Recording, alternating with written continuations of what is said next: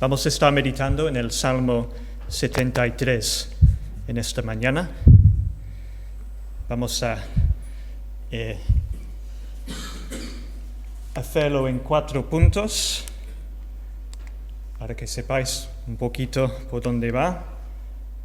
Primero hablaremos de esto: tuve envidia de los arrogantes. Luego entré en el santuario y entonces entendí. Después, Dios es mi porción para siempre. Y acabaremos yendo a Cristo y viendo cómo este salmo se cumple en Cristo. Habéis sido afectados por la sangre de Cristo. El salmo empieza así: ciertamente Dios es bueno para con Israel, para con los de puro corazón. Pero ¿qué pasa cuando la experiencia de la vida nos dice que no es así?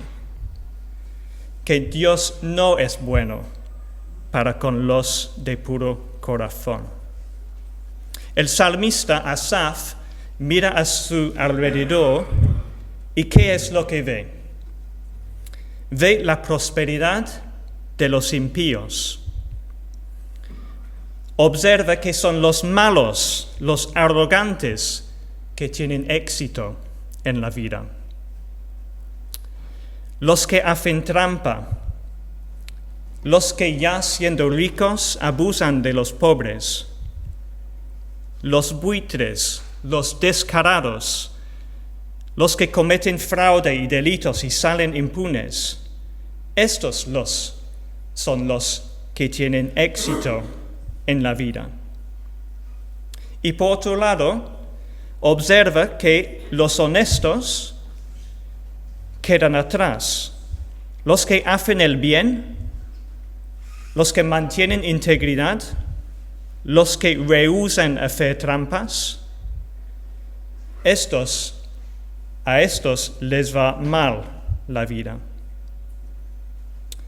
El salmista observa, al mirar a su alrededor, que la buena vida es para los arrogantes, los orgullosos. Mira su éxito. Versículo 4. Porque no hay dolores en su muerte y su cuerpo es robusto. No sufren penalidades como los mortales, ni son azotados como los demás hombres. Están muy seguros de sí mismos. Creen que pueden hacer cualquier cosa y no sufrir consecuencias por ello. Incluso se ríen de Dios, siquiera piensan en Él. 8. Dice, se mofan y con maldad hablan de opresión. Hablan desde su encumbrada posición. Contra el cielo han puesto su boca, y su lengua pasea por la tierra. Son los dueños, ellos, nadie, ni siquiera Dios les puede tocar. Qué frustración siente el salmista y sentimos nosotros cuando los malos salen con lo suyo. Están por todas partes. Los vemos en las noticias y también a nuestro alrededor. Compañeros, vecinos, incluso familiares, incluso supuestos creyentes. Al observar la injusticia del mundo, la fe del salmista tambalea. Se produce una crisis y empieza a dudar. El 2 dice, en cuanto a mí, mis pies estuvieron a punto de tropezar. Casi resbalaron mis pasos. Tiene un credo, una profunda convicción, en el versículo 1, que Dios es bueno para con Israel, para con los de puro corazón, pero su experiencia parece contradecir su credo. Y esto es más que una duda intelectual. Es una duda intelectual: ¿cómo puede un Dios bueno permitir tanta injusticia? Pero es más que esto, es algo que penetra hasta el fondo de su corazón, porque dice, tuve envidia de los arrogantes. Brota en su corazón envidia, desea esta buena vida que ellos tienen y siente que Dios no ha sido justo con él.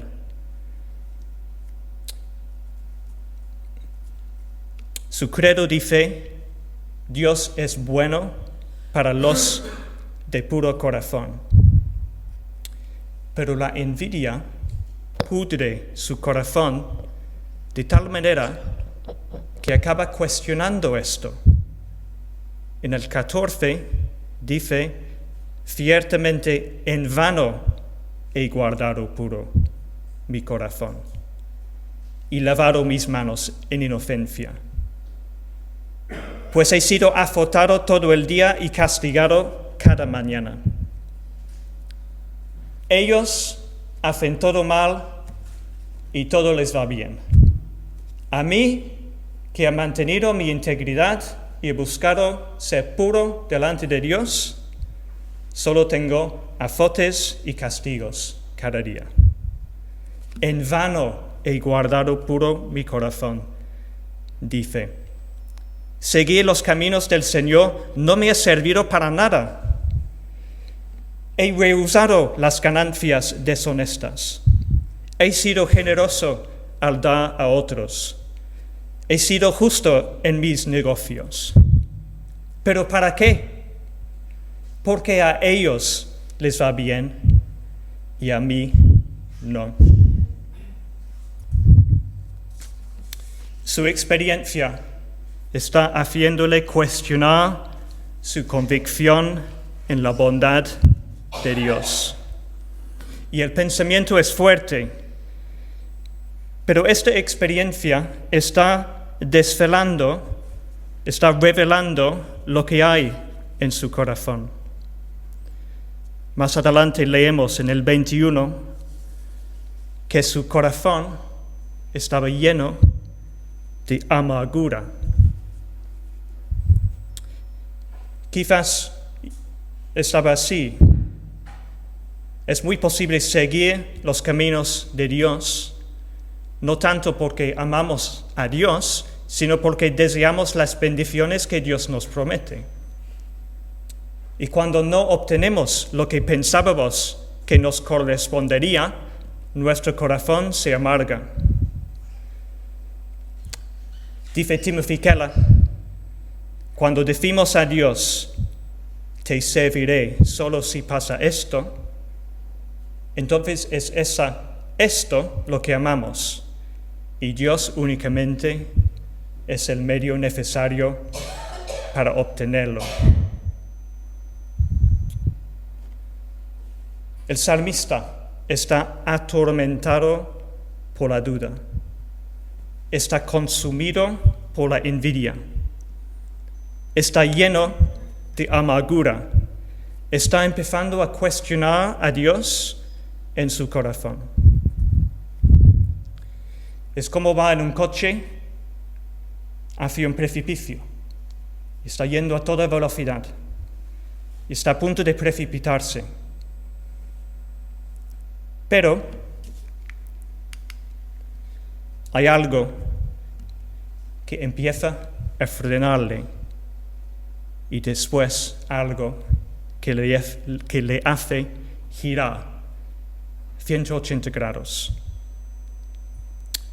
Está pensando todos estos pensamientos, lo observa cómo van las cosas en este mundo.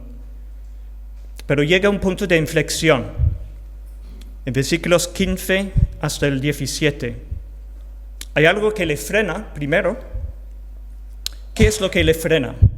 El 15 dice esto: si yo hubiera dicho, así hablaré, he aquí, habría traicionado a la generación de tus hijos. Hasta aquí todo lo que está pensando está pasando en su mente. Y no lo ha dicho a nadie. Y esto es lo que le frena. Si hubiera expresado en este momento todo lo que había en su corazón, toda esa duda, toda esta envidia, toda esta amargura, se habría convertido en una piedra de tropiezo para muchos de sus hermanos en la fe. Y seguramente aún más estamos hablando de un líder en la comunidad, una persona de influencia, un referente. Este pensamiento le frena. Hay un instinto de amor para el pueblo de Dios y en la amargura de su corazón mantiene un silencio prudente. En el momento más oscuro de su duda, no lo dice a todo el mundo. De esto también aprendemos. No siempre es apropiado exponer todas nuestras luchas y dudas a todo el mundo. Podemos hacer daño. Si estamos luchando con algún tema de esta profundidad, deberíamos buscar ayuda. No podemos luchar solo, está claro. Buscar 1 o 2 personas de confianza y abrirnos con ellos. No es sano luchar a solas. Pero ir diciéndolo a todo el mundo o en público puede hacer tambalear o incluso caer a otros hermanos. Está en medio de un proceso y tiene que ser paciente para llegar a entender realmente. Aún en medio de una gran angustia necesitamos buscar lo que edifica al hermano. Esto es un primer freno. No lo lleva más allá, pero la lucha sigue ahí, como vemos en el 16. Cuando pensaba, tratando de entender esto, fue difícil para mí. Aquí vemos el salmista luchando a solas con este torrente de pensamientos, esta tormenta de duda, esta envidia y amargura. Entonces toma una decisión, y esta decisión le lleva a un giro. Dios interviene en su vida. El punto de inflexión es el título de este mensaje, al que Joel ha aludido antes. El punto de inflexión es cuando entra en la presencia de Dios. 17. Hasta que entré en el santuario de Dios, entonces comprendí el fin de ellos. El punto de inflexión, el giro que necesita Asaf, el salmista, ocurre al entrar en el santuario. Trae todo lo que hay en su corazón delante de Dios. Lo trae a Dios y luchará con ello en presencia de Dios. Y estando en la presencia de Dios, sus dudas empiezan a despejarse. Sus pensamientos empiezan a reorientarse. Su corazón empieza a enderezarse. Empieza a entender. ¿Qué pasó exactamente cuando entró en el santuario? Pues no nos dice, no sabemos. Tuvo una experiencia quizás como lo tenía el profeta Isaías. Isaías entró en el templo y vio una visión del Señor sentado sobre un trono alto y sublime. Se estremecieron los cimientos de los umbrales a la voz del que clamaba y la casa se llenó de humo. Tenía una experiencia profunda, intensa de la santidad de Dios. ¿El salmista tuvo este tipo de experiencia? Pues no lo sabemos. ¿Fue algo más normal? ¿Un momento de iluminación, de entendimiento, a quizás presentar un sacrificio, a venir a orar, a adorar en presencia del Señor? Pues tampoco sabemos exactamente qué es lo que ocurrió. Pero no necesitamos saber. Dios puede revelarse de muchas maneras. Dios se revela al salmista cuando entra en la presencia de Dios. Es esta experiencia de estar en la presencia de Dios, este momento de adoración que reorienta al salmista. Y esto nos ayuda a pensar qué hacemos cuando nos reunimos también como iglesia. ¿Qué estamos haciendo cuando alabamos juntos al Señor, cuando escuchamos su palabra, cuando tomamos el pan y el vino? Tenemos una necesidad constante de reorientación. El mundo nos desorienta. Escuchamos tantas voces, hay tanta suciedad a nuestro alrededor que nos distrae, nos desgasta, nos desanima, nos daña. Pues es en la presencia del Señor donde estamos reorientados, donde nuestra perspectiva está restaurada, donde nuestras heridas están sanadas y donde nuestro corazón está fortalecido. ¿Cuánto necesitamos practicar esta adoración? En lo privado, cada uno de nosotros, en nuestra habitación, en nuestras familias, si tenemos esta posibilidad, pero aún más en la comunidad con el pueblo de Dios. Podríamos incluso decir que el propósito de nuestra reunión, nuestro culto dominical, en parte es esto: unirnos en su presencia que nos reorienta. Nos da un pequeño oasis que nos aviva para seguir en la lucha del día a día. Dice: entré en el santuario de Dios y entonces comprendí. ¿Qué es lo que Asaf comprende? Comprendí el fin de ellos. Primero llega a entender, estando en la presencia de Dios, que Dios sí es justo y que el injusto, el impío, recibirá su recompensa. La arrogancia será castigada. El que escoge el camino del orgullo, de la avaricia y la maldad, será destruido. Hay una justicia perfecta en el universo. Y un día todo se pondrá en orden. Y lo que ve él a su alrededor ahora no es el estado final de las cosas.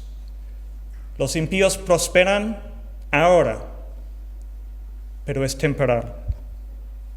Habrá un día, como dice las Escrituras en Hechos 17, habrá un día en el cual Dios juzgará al mundo en justicia. Y como dice en Juan 5, viene la hora en que todos los que están en los sepulcros oirán su voz y saldrán. Los que hicieron lo bueno, a resurrección de vida, y los que practicaron lo malo, a resurrección de juicio. Se demostrará la verdad del credo del salmista: Dios es bueno para los de puro corazón. El salmista necesita entender que lo que observa, el éxito del malo, es, podríamos decir, un sueño. Habla así en el versículo 20, como de un sueño. Que la dice otra vez: tal vez dentro de los confines de un sueño puedas sentirte muy intimidado por algún ser poderoso, pero tan pronto despiertas, te ríes de su impotencia para dañar tu vida real. Todo el poder y la riqueza del mundo son como un sueño. Ni pueden aumentar, ni pueden arruinar la identidad, la felicidad, ni la herencia más profunda de un cristiano. El fin último del impío no es la única cosa que el salmista necesita comprender. El salmista reflexiona de nuevo sobre lo que le había pasado. Versículo 21 dice: cuando mi corazón se llenó de amargura y en mi interior sentía punzadas, entonces era yo torpe y sin entendimiento. Era como una bestia delante de ti. Sin embargo, yo siempre estoy contigo. Él estaba en un sueño, estaba en una nube, estaba tan cegado por su amargura que no veía lo más importante. Dios siempre había estado con él. Imaginamos un niño pequeño, enloquecido por su rabia. Le pasa algo y está muy enojado, pero está sostenido en los brazos de su padre o en el regazo de su madre. Y de igual manera, Dios lo tenía al salmista en sus manos todo el tiempo, aun cuando luchaba contra Dios. Mira el amor de Dios. Mira esta, sin embargo. Creo que en la versión que leo Jaume puso pero, esta pequeña palabra.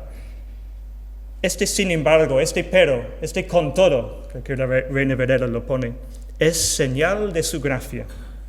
A pesar de este espiral de duda, envidia y amargura en que se ha metido el salmista, Dios no le ha abandonado. Sigue ahí. Y el salmista empieza a darse cuenta de que ya tenía el premio desde el principio. Estaba deseando las riquezas efímeras de este mundo, mientras ya tenía todo este tiempo el mayor tesoro de todo. Tenía envidia de los que estaban acumulando guijarros y arena, mientras todo el rato había encontrado la perla de gran precio. Dios es el tesoro.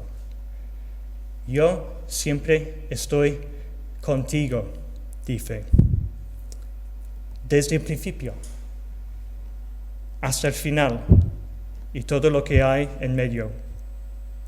Fijaos cómo sigue en el 23 y 24. Yo siempre estoy contigo. Tú me has tomado de la mano derecha. Es el principio de su viaje. Dios ha extendido su mano y nos toma de la mano.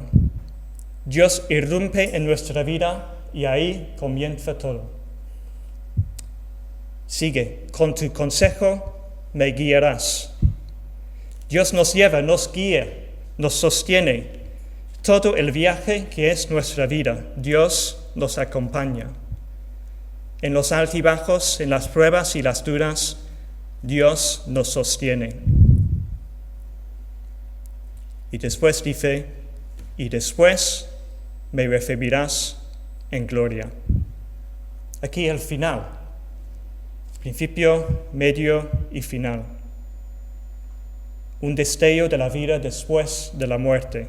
La gloria que es estar en la presencia de Dios por siempre. Dios nos cubre de principio a fin.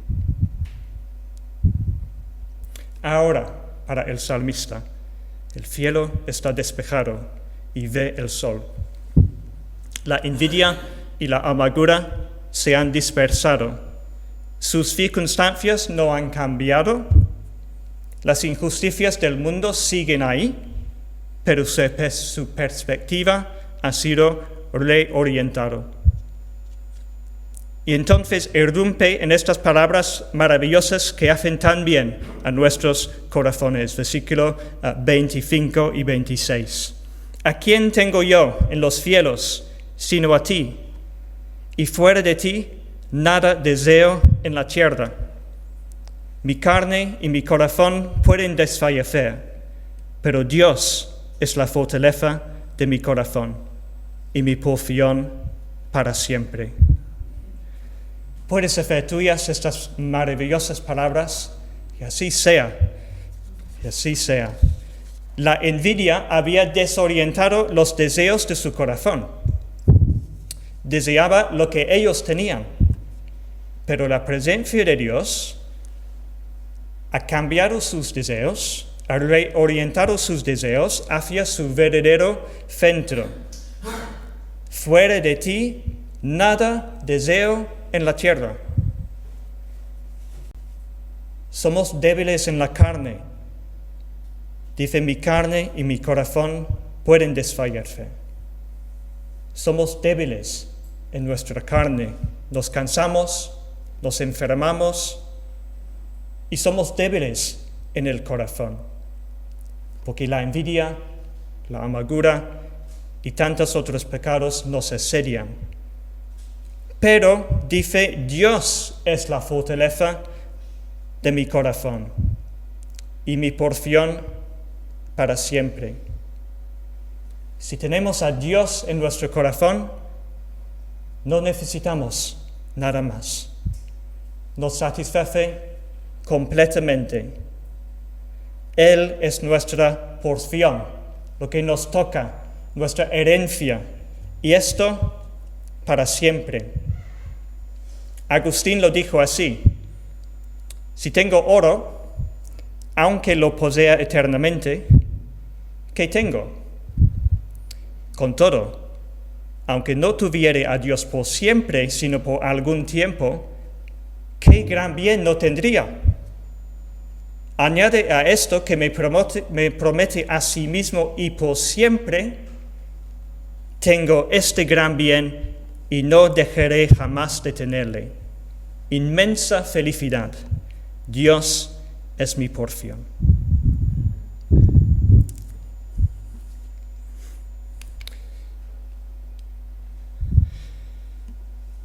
La conclusión del Salmo nos presenta con dos grupos de personas, en forma de resumen.